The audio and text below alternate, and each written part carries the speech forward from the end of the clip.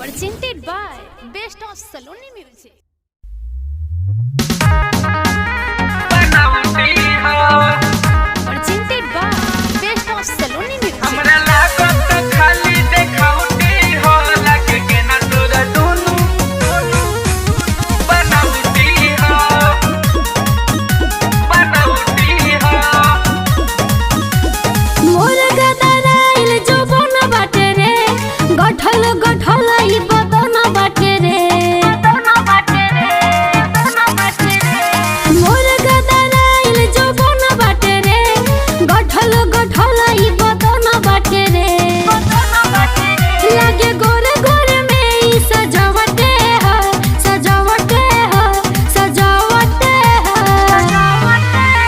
original हकी जमाउटी हो लगे के ना तोर दोनों बनाउटी हो हमरा लागत खाली देखाउटी हो लगे के ना तोर दोनों बनाउटी हो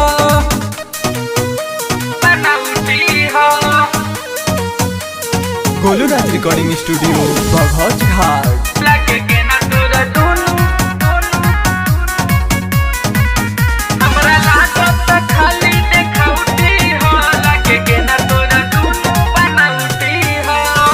लागत बारू तू चीजे ऐसन लग रहा है मुझे ससपीसन देखिला बाबू हमें आजमा के बच न पाई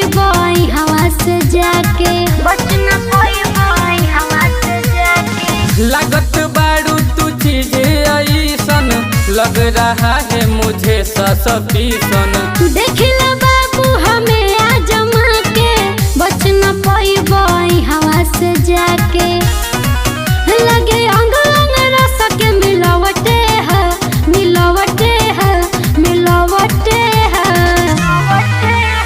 ओरिजिनल हकी जमाउटी हो लगे के ना तोर दोनों बनाउटी हो हमरा लागत खाली देखाउटी हो लगे के ना तोर दोनों बनाउटी हो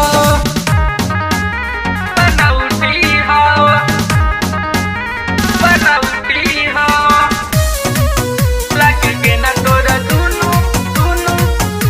बनाउटी हो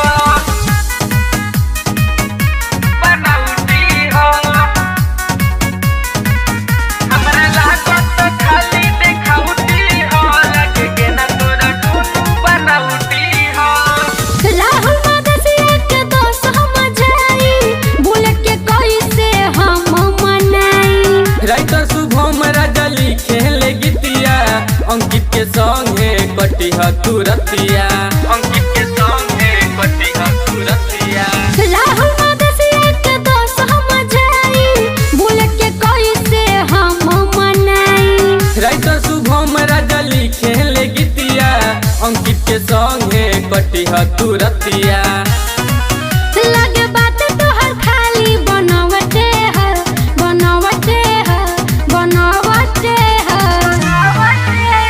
ओरिजिनल हकी जमाउटी